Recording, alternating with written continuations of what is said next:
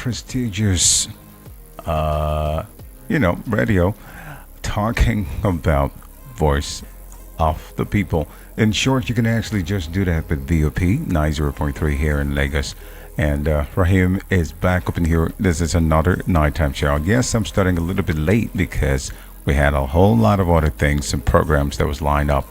And so forgive me about that. So we're starting 1 hour that we have up in here. We have just 1 hour to update you real quick about what will be coming, about maybe the past updates of the happenings in the country, in the world. As a matter of fact, I'll be updating you and giving you some updates and putting you up to speed and for you to be, to get along with it. I might not be able to pick some calls, but if you do me some messages, I will appreciate the fact that because I will be living at 11 shop. So all I want to do with this 1 hour, I just want to talk to myself and the crickets with thing around, and of course give you that update that you want to hear and that evolving story that you've been listening to on this station. And it's at the evening like this, at the night, that we get the breaking coming at this particular time. The breaking comes at this particular time. So I'm going to be bringing you other update. And just to keep, for those who never had the opportunity to turn in to other programming on VOP, you will have to hear it again here. And then also some exclusive, you will hear it just to keep you updated. Okay? All right. It is what we call the nighttime show, but it's the Thursday's edition. And the Thursday's edition is called the Trending Thursday. All right? You're welcome.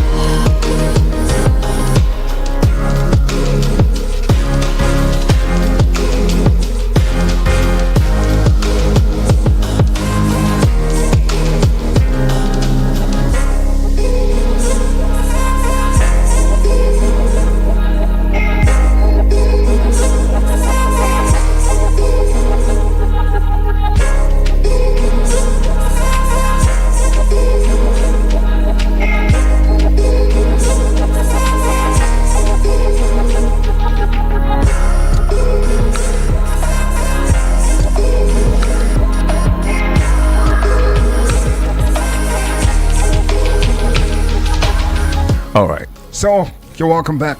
You're welcome back. You're welcome back. All right, it's Voice of the People once again, 90.3. Rahim is the man that is behind the mic. And so let's get through all of the happenings. This is the situation and the, I should slice it, the situation, by the print that you will be hearing one by each here. Live and direct. Okay. So first, usually what I do, I look for a holiday. There's something that can actually interest, that can book you, like some information that has some, because we know we are actually a radio station that is connected to the whole world. It's not just the local, but you also have some international stunts running. Okay. So today happens to be Wales International Film Festival. I know a lot of you actually are connected to this. You might be in the United Kingdom, but definitely you are into filmmaking and a whole lot of that stuff. So it is great to know that it's September 19 happens to be the Wales International Film Festival. And there are a lot of people that will be present there. Our brothers will be present there. And I already going to give this shout out to Lolo because she's already doing great. Lolo, you're part of it. So shout out to you. Shout out, your movies are actually doing great. Storytelling is a beautiful thing. Yes. So Wales, the International Film Festival in Wales is a yearly thing, and it's always, um, you know, um, held in the UK. It's set to take place today and tomorrow this year. So if you live outside Wales but are very eager to attend the festival, you just got lucky, because a lot of you, I know a lot of our brothers will be leaving here. So I mean, they're already in the UK as I'm talking. So from feature films, uh, okay, as I said, definitely you will be lucky, because everything that had to do with the world is about what you do. I mean, you connect yourself. It doesn't matter where you are. You can connect yourself to it if you know that you have a thing for this kind of profession, filmmaking and storytelling, cinematographies, and all that stuff. It's the time for you to, go get yourself some stuff. So the festival's partner platform is called Spar QFest. And I heard we'll be screening all the movies virtually for your enjoyment. And then, of course, from feature films to documentaries. And there are a lot of exciting projects in line. And, you can actually now be part of all of the comfort of your home. You can do it from home. So you can actually book your ticket and be there. Today is starting. Tomorrow, shout out to everybody who is actually going to be part of it. Okay. So this World's International Film Festival journey began in 2006 in a place called Newport. And as a small group of movie buffs decided to host a film festival to allow the indie filmmakers screen to work. And then the reception to those movies was unexpectedly good. And of course, it spread through the country by word of mouth. After the cities it started in, which is growing popularity. And however, it eventually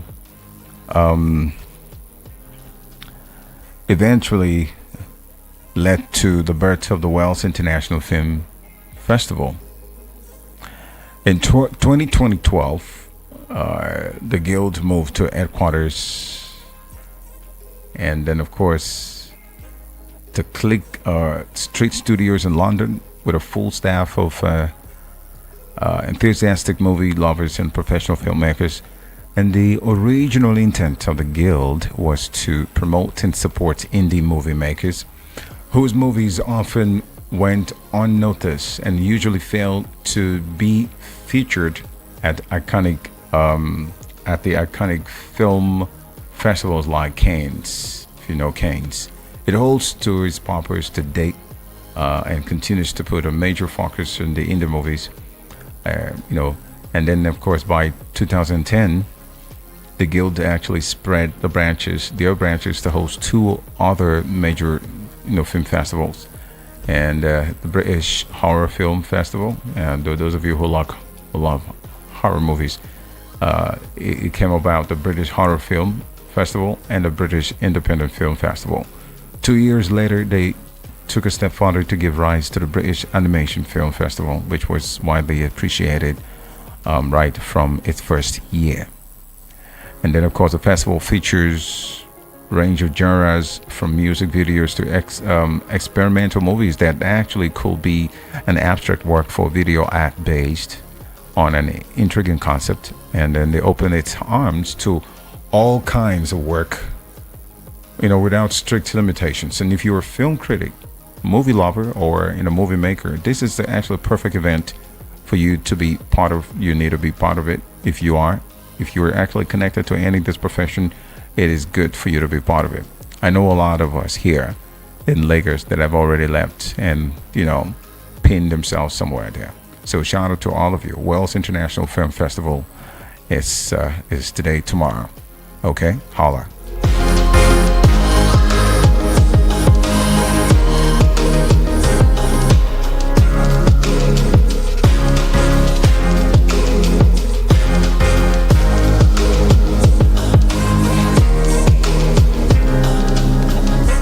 So today it's just funny that a lot of the stuff have been going on, and uh, I'll start by the flood that has been ravaging places uh, in Benue State. A lot of people think that they don't know the madness of that flood. As a matter of fact, that was caused by some negligence. And come think of it, the governor of the state had already gotten the information for hand. And, when people were actually alarmed about the situation in Borno, that their place will definitely going to be flooded, and there was nothing done.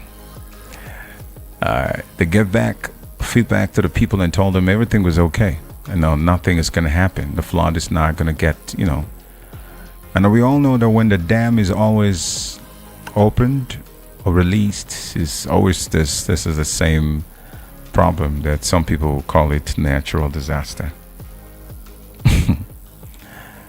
Is it natural? Yeah, well, okay. So another one is coming in the federal government. In fact, not just federal government, people who were into it, who knows about flooding. The experts have actually called on the federal government and said, look, 11 states will be involved.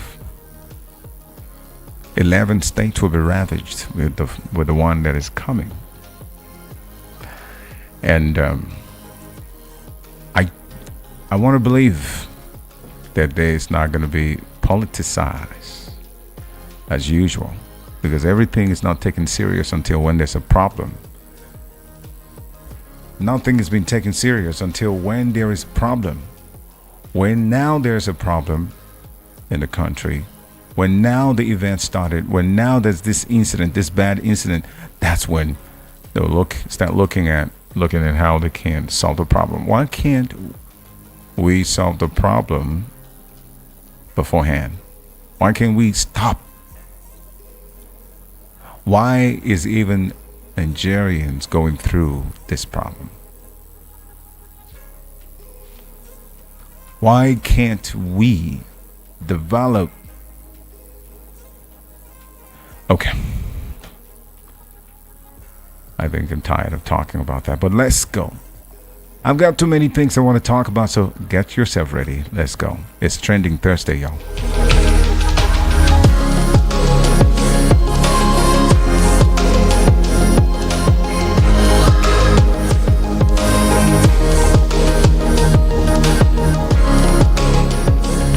Okay, so this one here says Jackma. They're talking about Jackma.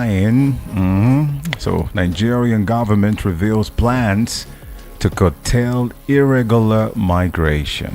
Nigerian government finally reveals that they've got plans to curtail irregular migration. I'll put you up to speed. So, the federal government has said it is actually making an effort to curtail irregular migration by Nigerians through policies and programs that will boost the economy and create employment. And then, of course, Senator Abubakar Bagudu, who happens to be the Minister of Budget and Economic Planning, said this at an anti-immigration summit that was organized by the Blacks Ancestral Native Communities, BANC, just today in Abuja. It's called the Blacks Ancestral Native Communities. So Bagudu, who happens to be the Minister of Budget, Human Trafficking and Drug Peddling, okay, he said that irregular migration had a lot of unattended negative outcomes in such human trafficking, drug peddling. So somebody just popped in and said, now una they know the things. Okay. All right. Moving along, according to him, he said the federal government realizes that the urgent need to advance Nigerian economy to an enviable level, okay, where it can support her leadership status as the pride of Africa. I quote him. So $2 trillion economy will support the correction of all of what we are here talking about, such as the irregular migration or the Jagba syndrome in Nigeria. So Nigeria is not actually seeking to end migration by her citizens, but to ensure that people only migrate out of choice, not by compulsion. So the present administration is actually making a strident effort to curtail irregular migration by Nigerians through policies and programs. That's what they say, and that it will boost the economy and create employment. Can't wait. So if this is not a bobo juice talk, then please tell me what it is. Nigerians now want action. Action. More to come.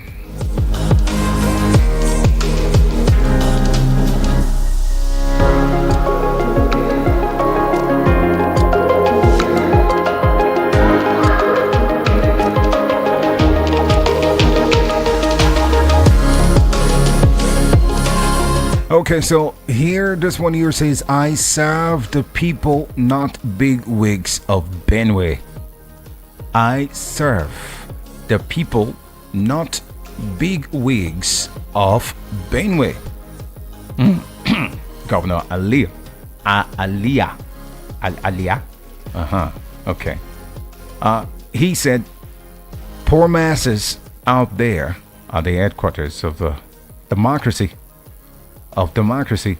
who elected him to serve them, and not those who see themselves as power brokers in the state. Now, you know him is Governor Hyacinth Talia addressed in State House, and today, as a matter of fact, he stated that his government is concerned about providing good governance to the people and not to a few individual bigwigs who consider themselves as bigwigs, yeah? And he stated this while briefing State House correspondent shortly after meeting with the president, talking about your president, Bola Tinubu, the President Villa, and in Abuja. He said he was in the State House to brief the president on the affairs in Benue State, particularly in the security and ecological situation in the state. According to Governor Hyacinth, the poor masses out there are the headquarters of democracy, and who elected him to serve them, and not those who see themselves as power brokers in the states. I quote what he said. He said, I serve the people and not the bigwigs are. We must be in this seat with our conscience, and then this is why I take the masses seriously. Okay. All right. So he said, being a servant leader makes the magic work. And I have been out there. I know where it hurts them most. And they should take it easy on themselves and on the poor masses, he said. All right. How do you like that story?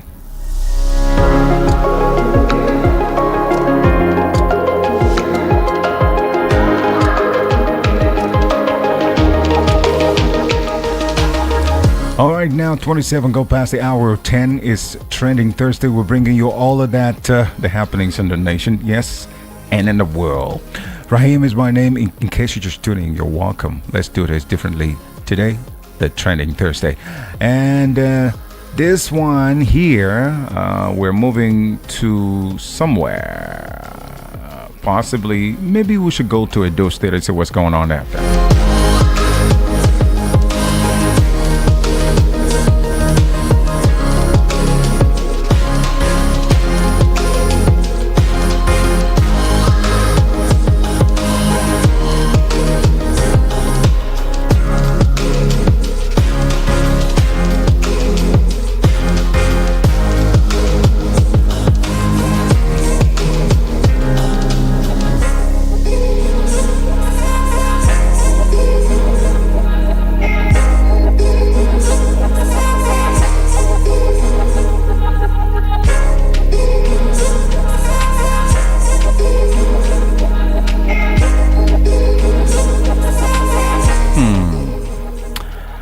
right, so this one here says heavy security presence in Edo ahead to Saturday's election. Heavy security presence in Edo ahead of the Saturday's election. It's going to be tight. There's a whole lot, but I'm just going to put you up to speed on this one. Let the best win. And please, this one that our president is calling and having a meeting with the INEC. I hope all is well. All right, I'll put you up to speed on this one. Less than 48 hours to the governorship election in Edo State, there is heavy presence of police personnel in Benin.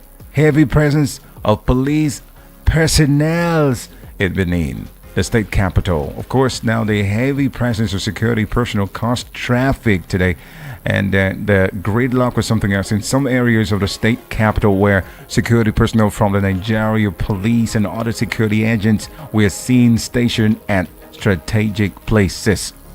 Okay, wonderful. So, I mean, men of the Nigerian police force, the men of the Nigerian army also, personnel from the Nigerian Security and Civil Defense Corps have been mobilized into the town across the states. All right. Okay. So hopefully some of these personnel were on ground at the Independent National Electoral Commission, the INEC, in Benin Mountain strategic places. It was noticed that some security agents who have been deployed to the state were seen with their bags awaiting to be deployed to other parts of the states. However, some of the security agencies who have been on ground were seen moving around the state's capital in a show of force. I just thought I should let you know.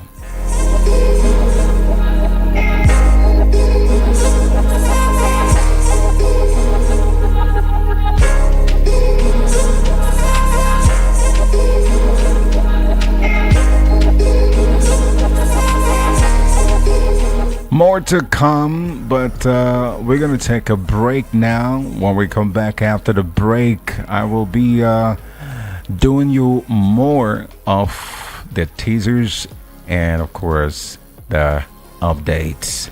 And that's what we're going to do today till 11 o'clock. Says, hold on, I got 30 minutes left more to go. I'm coming back after this commercial. I'll be right back afterwards. Stay tuned.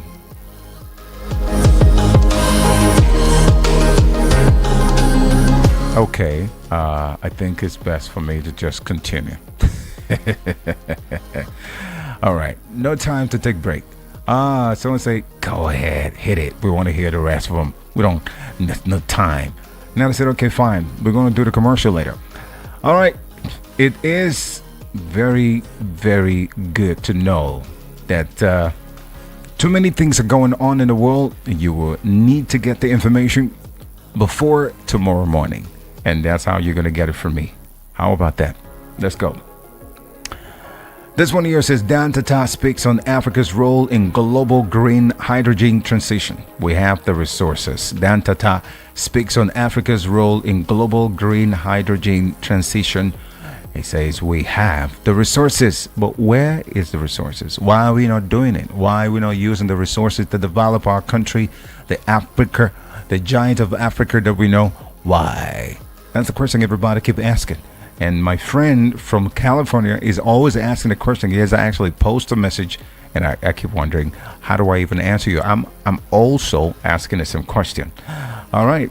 Alassane Dantata, the energy expert, said green hydrogen is the world's last chance to transition to clean energy. And then again, the executive vice chairman of SIDIL, the CDL Energy Alternatives Limited, envisioned that Africa becoming a major energy exporter and supplying power to Europe via submarine cables. However, Dantata noted that overcoming tribalism and religious divisions, which he identified as Africa's primary obstacles to progress, will require political will and collaboration to achieve this vision. Okay, That's what it's saying. And then, of course, it's not far fetched. Those who understand will definitely understand his speech. This little make a lot of sense.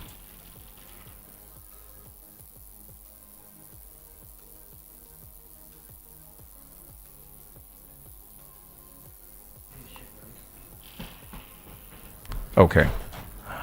All right. Let me put you up to speed a little bit. So the executive chairman or the executive vice chairman of Citadel Energy Alternatives Limited noted that Africa's abundant renewable energy resources or sources, including wind, sun, and water, position it for global leadership in green hydrogen production. When are we going to start that? I'm asking. So the energy expert spoke to our news correspondent and on the sidelines of capacity building workshop for private sector stakeholders on green hydrogen in Lagos right here.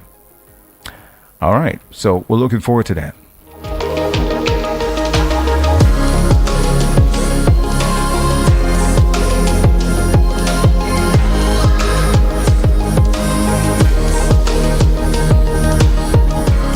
This one here says farmers haters clash ranching.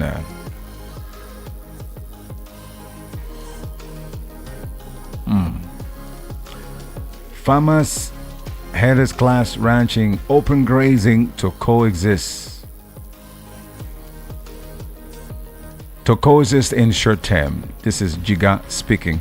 Farmers haters clash ranching, open grazing to coexist in short term. Jiga. Okay. You know, this has not been a new thing. It's been up for a long time. So the Presidential Livestock Reform Implementation Committee has recommended the adoption of a combination of ranching and open grazing, at least in the short term, to bring the perennial clashes between farmers and herders in Nigeria to a halt. That's what he says. So the co-chairman, the former national chairman of the Independent National Electoral Commission, INEC, a former guy Professor Atajiru Jiga, who did what he did at the time and hand over to his brother, who also is doing his thing, stated today, Thursday, after the committee submitted a 152-page inception report to President Bola Tinubu at the State House, Abuja. Jiga was actually accompanied by other members, including Professor Estes Iyayi and Dr. Winnie Lai Solari and Professor Placid Njoku. The former INEC boss explained that abandoning traditional pastoral activities overnight is impractical, and given a large number of people engaged in such activities, saying it is abandoning pastoralism.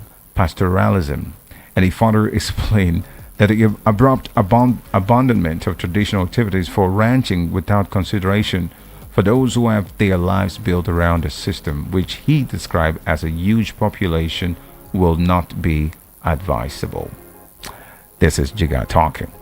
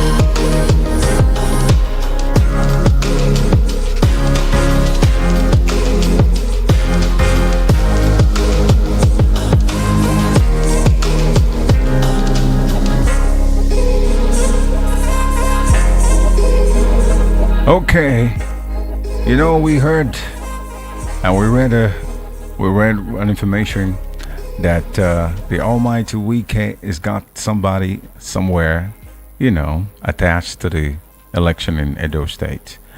I don't know if that is true, but we just had to look at it. But then this one here says Edo people are in dump. They don't need Wike to know whom to vote for. Obaseki is the one speaking. Edo people aren't dumb.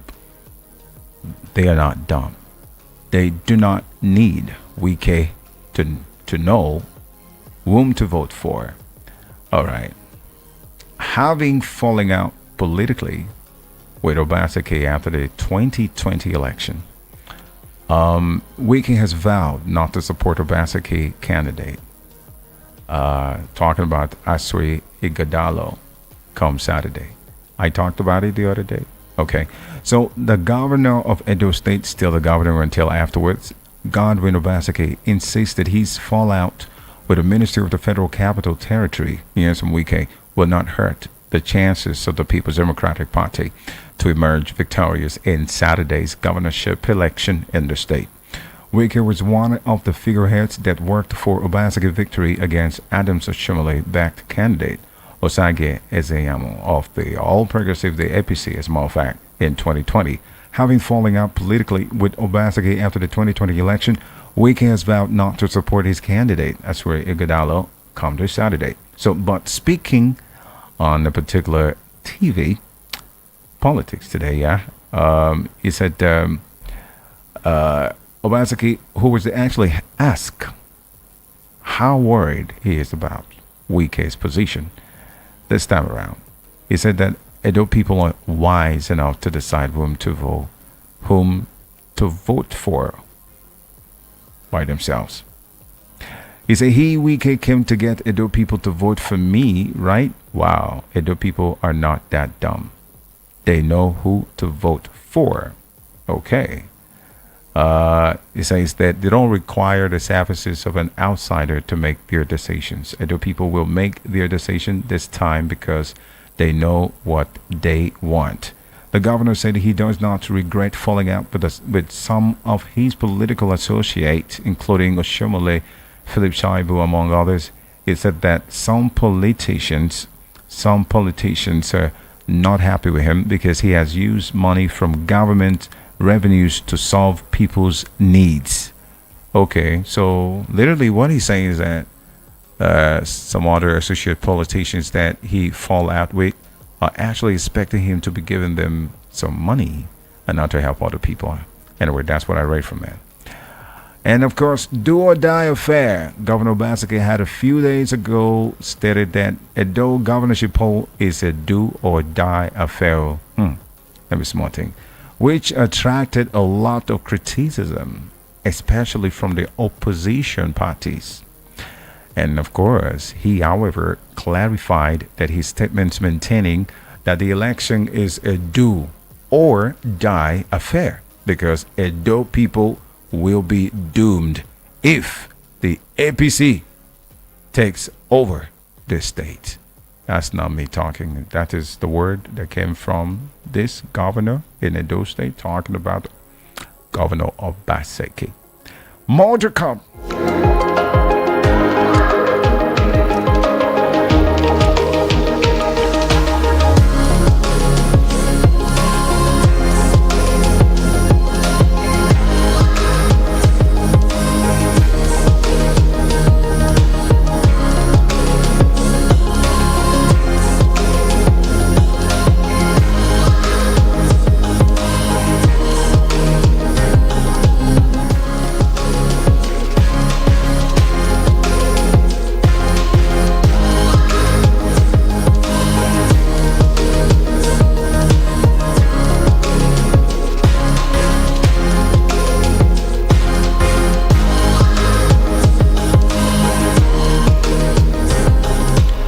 All right, it's getting close to the hour, 11 o'clock, but then I've still got a lot to give to you real quick. We will not partake in planned October 1st protest, 60 youth group tell PAP boss. We will not partake in the planned October 1st protest, 60 youth group tell PAP boss. If you say planned, what about the unplanned? All right, let's go in this one. The leaders of the 60 frontline youth organizations have assured the administrative presidential amnesty program, the PAP, that's the PAP, Presidential Amnesty Program, Dr. Dennis Otwaru, that their members will not partake in any protest planned by some persons against the administration of President Bola Ahmed Tinubu on October 1st. As the president of Nigeria Youth Organization, the NYO, Duke Alamboye, made the position of the youth leaders known when he led the delegation of the representatives of the group to visit Otwaru in Abuja today. So the statement by the special assistant of media to the presidential amnesty program boss, Mr. Igoniko Oduma, listed some of the youth groups as a National Youth Congress. He talked about the NYC, Erewa Youth Council, the ARC, the Yoruba Youth Council, the YYC, the Ohanese Youth Council, the IYC. Okay. Okay. I'll start that again. The NYC, talking about the Erewa Youth Council. Okay, the National Youth Congress, which is the NYC. Fine. The Erewa Youth Council, the ARC, the Yoruba Youth Council, the YYC, the Ohanese Youth Council, the IYC, South Advocate SSA, Niger Delta Coalition NDC, and the Nigerian Nexus NN, of course, plus the Youth Parliament of Nigeria, YPN. So these are the names of the groups that here mentioned. So he said others are Green Africa Youth Initiative, Youth Foundation for Nonviolence in Nigeria, Niger Delta Youth Parliament, National Association of Nigerian Student and Youth Empowerment for Peace and Security, amongst others. So he's saying, Alamboye said that they will work together with a network of other youth groups to ensure that Nigerian youths were not misled into taking part in any ill-advised protests against the government of Tinubu. All right, let's see how it goes.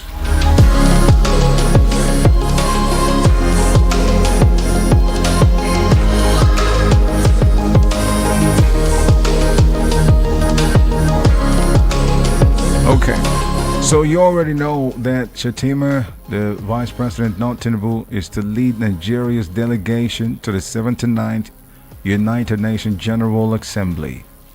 Shatima, not Tinubu, to lead Nigeria's delegation to 79th of the United Nations General Assembly. You already know that, so there's no need for me to go ahead about it. So we're asking a question. Do you know where your president is now?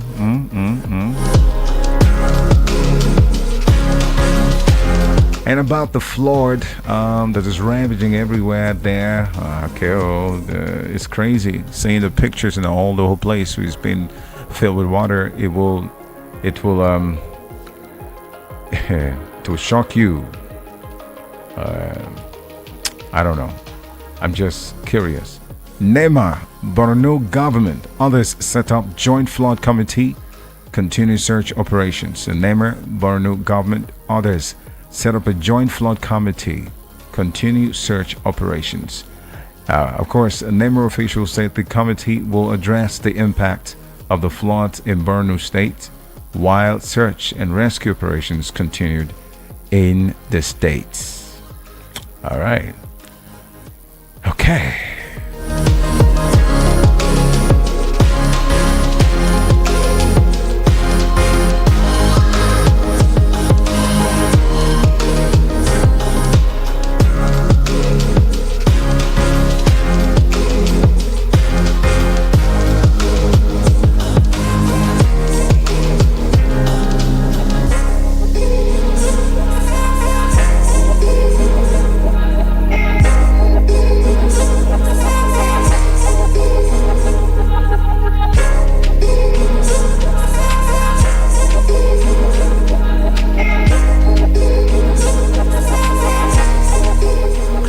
Now, a couple of days ago, some time ago, I talked about suicide, and a lot of you actually called in and talked about a suicide thing. I think that should be on Tuesday. I can't remember a particular time.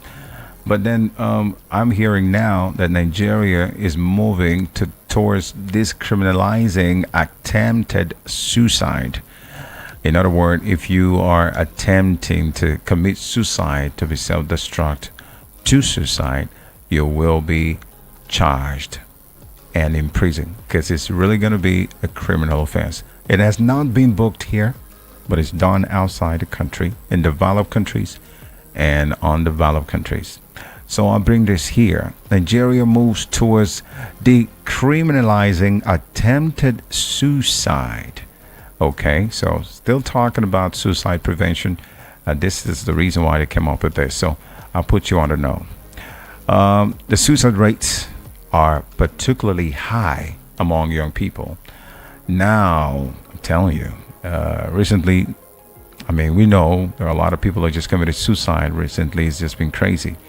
But it's actually particularly, people of the age of 15 to 29 years, making it the fourth leading cause of death in this age group in Africa. Now, the federal government of Nigeria has taken a significant step towards decriminalizing attempted suicide, a move that is expected to reduce the stigma surrounding mental health issues in the country.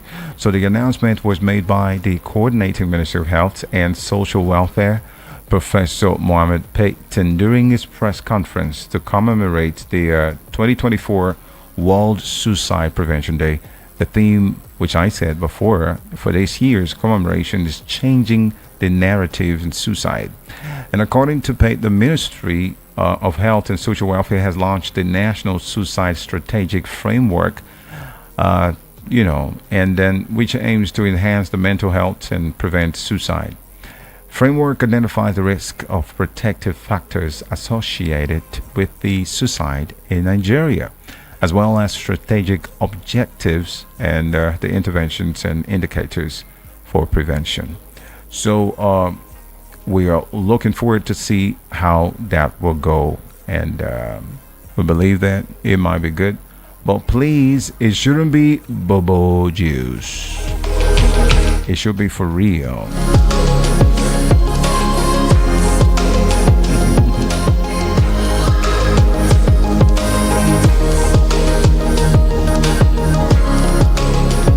So Cameroon is talking about releasing the water dam very soon, the Lagdo Dam, and federal government is actually begging Nigerians to relocate from the floodplains as Cameroon releases water from the Lagdo Dam. That would be chaos. So this begging Nigerians, federal government, to relocate from the floodplains. All right, as Cameroon is about to release another natural disaster. All right, so the Nigeria Hydrological Services, the agency who are in charge of this, has announced that the water from the Lagdo Dam in Cameroon has been released into the river Niger and the river Benue in the Nigeria's north central region. And then, of course, has urged residents living in the flood-prone areas to relocate immediately to safety locations in anticipation of the potential flood resulting from the release. Okay. All right. So, I don't know. I have problems. I have problems with this. So, the NIHSA Director General Omar Mohammed delivered this warning during the broadcast today, stating that the agency had coordinated the Cameroonian authorities to release the water from the Lagdo Dam in stages to minimize the risk of flooding across 11 vulnerable states in Nigeria. So, federal government, or shall I say the Director General Omar Mohammed of the NIHSA, talking about he has had a communication with the Cameroon, or the Cameroonian government, or the authority, to release the water for the Lagdo Dam bit by bit, stages by stage. Okay, all right. And then, of course, these are the states, in case you don't know, the states that will be affected. We'll have to look for solution, or do we still continue to be doing politics with everything in this country? All right. People will be displaced. People properties definitely is going to go. Right. So these states includes, these are the states, okay, that are prone to be flooded. And Adamawa is one of the states. They say 11 states. Adamawa is one of the states that will be affected. Taraba is another state that will be affected. There, but they say 11. Okay. So, represented by the director of the operations and the hydrology, Femi Bejide, Mohammed explained that water release from the dam began on Wednesday, with measures in place to regulate the flow. Despite this, he also emphasized that all Nigerians, especially those in the floodplain, must act responsibly by relocating and ensuring their surroundings, including drainage, are clear of blockages to allow water to flow. All right, I rest my case. Now, before I go, the release of the water from the Lagdo Dam follows recent flooding from the Lagdo Dam. Okay, the Lagdo Dam is just the one that you're saying. This one is about to get in, which claimed over 30 lives. Beyond that, as a matter of fact, it claimed 30 lives and destroyed thousands of homes in Maiduguri, in Borno State. In 2022, the flood devastated several states in Nigeria. Most of you know, causing 665 deaths and displaced millions. Displaced millions. I say it again. It cost 665 deaths and displaced millions so far in 2024. That was 2022. Okay. Now in 2024, the flood have affected over 1 million people and displaced 625,239 people and resulted in 259 fatalities, according to NEMA. They are the one that came up with the statistics. So I am not very happy about this. The reason why I'm not is, how long will it take us to put certain things in place? Why do we, politicize everything? Okay, I just thought I should bring this to you. I don't want to start feeling that. Okay, so lastly, Mohammed also noted that the NIHSA has submitted a report to the presidency on long-term solutions, including the need to desilt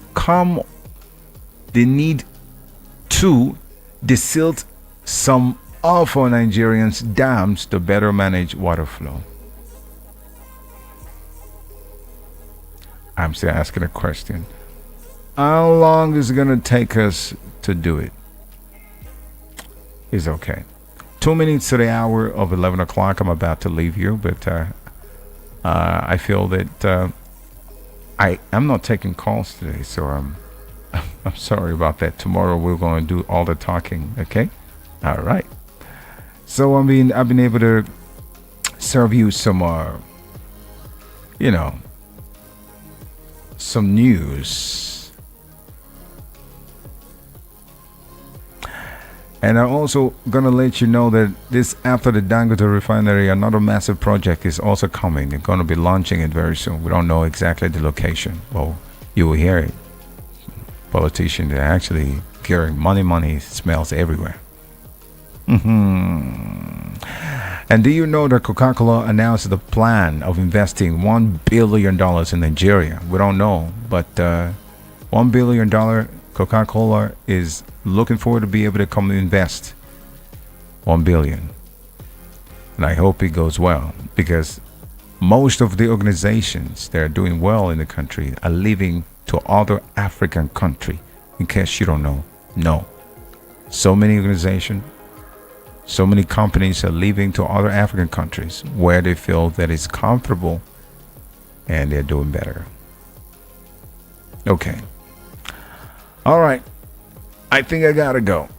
But then, of course, there's been too many other things that I would like to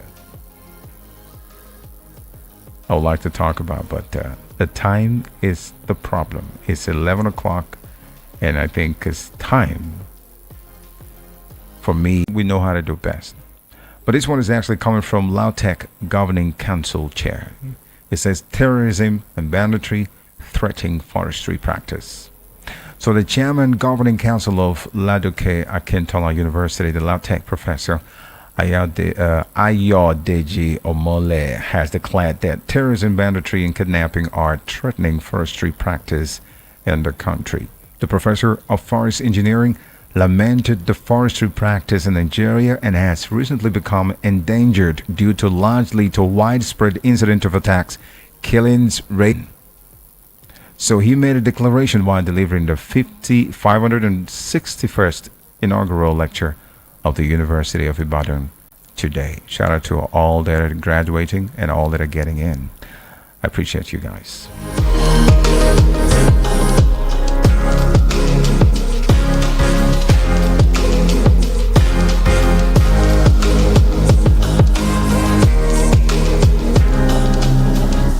Okay. So that's that. There's been too many other stuff that I didn't want to talk about because I felt that maybe you must have heard it. So we just stick to the one, For those of you who will be in Edo State before Saturday, please go and vote well. Go and vote well. Let there be no violence, no matter what. We heard the do or die thing. Please let there be no violence, so that our people there will be okay. All right. Okay. Thank you guys for okay. Thank you guys for listening. I appreciate you guys. I will see you guys on the next one. That will be tomorrow, and tomorrow we'll have much time because today we couldn't have that time to open the phone lines. We didn't have the time to open the phone lines, so we definitely will be looking forward to the open mic tomorrow. I will be with you. The microphone is going to be on your side, and then you will definitely do your thing. Shout out to I can't take some of your messages. No, I can. It's just gone. Okay. All right. So I'll leave that out. So tomorrow is the open mic. We'll be talking about everything instead of the nation. Tomorrow definitely will be good. So get ready, as you're going to be giving your submissions to all of the thing troubling you about the state of the nation and some of the stuff that you've read before. So the things you heard on our programs and our shows. You want to, speak on it. You want to rant. You want to, vent and speak your mind. Get yourself released from the black smoke inside of you and free yourself from all of that high blood pressure stuff. Tomorrow will be the day. I'll open the phone lines for you to speak your mind based on the state of the nation. I am Rahim, and I'll see you on the next one tomorrow. God bless.